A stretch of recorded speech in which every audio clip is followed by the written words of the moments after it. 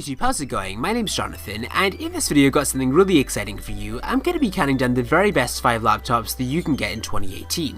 Now, making a video like this is always pretty hard because there are so many great machines out there right now, and while one machine doesn't do quite so well, another machine will do really well. But with that said, these are my personal favorites for 2018, and if you do get any of the laptops in this video, you really won't be able to go wrong. So with that said, let's just go ahead and jump right in with number 5, which I'm giving to the Asus ZenBook UX310UA. Now, the reason why I'm giving the nod to this laptop as opposed to the newer Asus ZenBook 3 Deluxe is quite simple. It just comes down to price. The ZenBook 3 Deluxe is currently going for about $1,400 on most sites, whereas the ZenBook UX310UA comes in at less than $900. That doesn't mean it's a bad laptop though. You're still getting very decent specs. You're getting a minimum of an Intel Core i3 processor, but that can obviously be upgraded, and you're getting also a full HD 1080p display that can be upgraded to a brilliant 3200 by 1800 pixel QHD Plus screen with 30% more pixels compared to Apple's 13-inch Retina displays. You're also getting 8GB of RAM, at least 256GB of solid-state storage,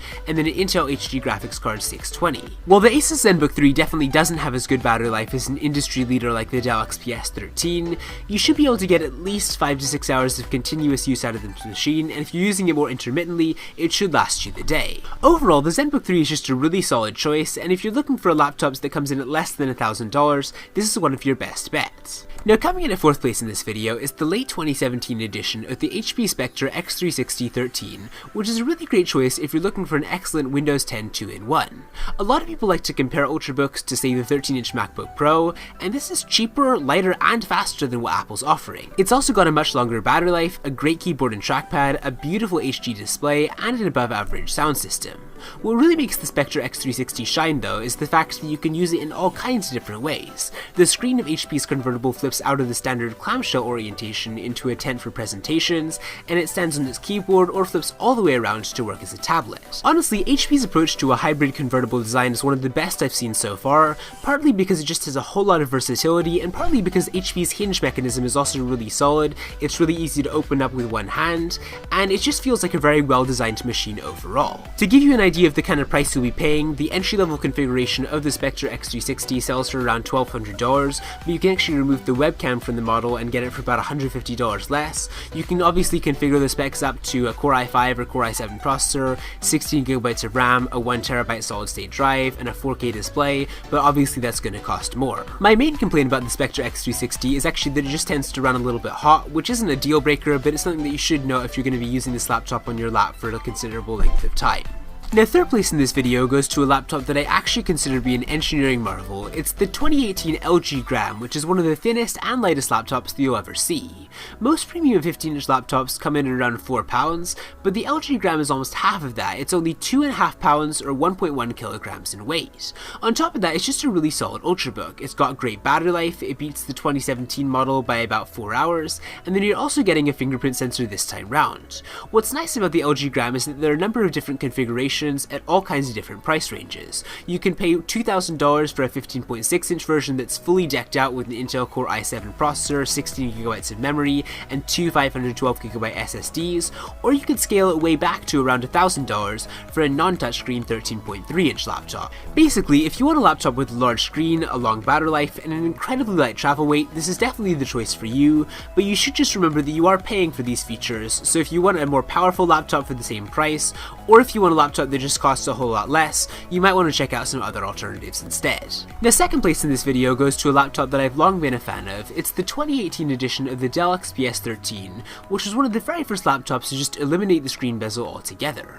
The XPS 13 has always been a great all-around laptop with a slim, sharp-looking body, a great battery life, great performance, and a lot of different configuration options, and for 2018, Dell has just improved on their formula. They've got a new design that cuts down on the overall size, adds new CPU options, improves efficiency, and improves cooling with a lot more heat pipes and thermal insulation.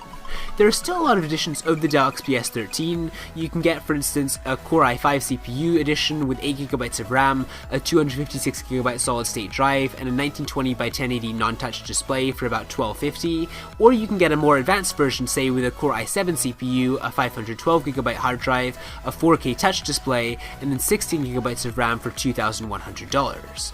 The very cheapest version you can get is $1,000, which is less than half of the most high-end version, so as I said, you got a lot of range hinge here, and honestly my biggest complaint about the Dell XPS 13 is something that the system, I don't really know why it does this, but it's just got the webcam right underneath the display right when you open up the hinge.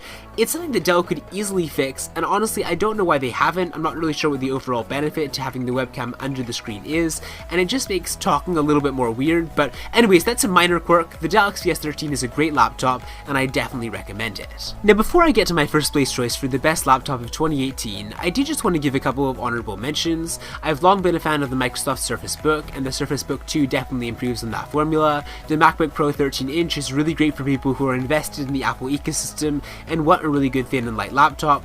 The Razer Blade Stealth is designed for gamers who are wanting to take their games with them on the go and don't want to lug around a huge machine with them. And the Acer Swift 3 is actually a really good budget laptop, which comes in around $600, but still delivers very respectable performance. But with that said, coming in as my very first choice for the best laptop of 2018 is the Lenovo Yoga 920.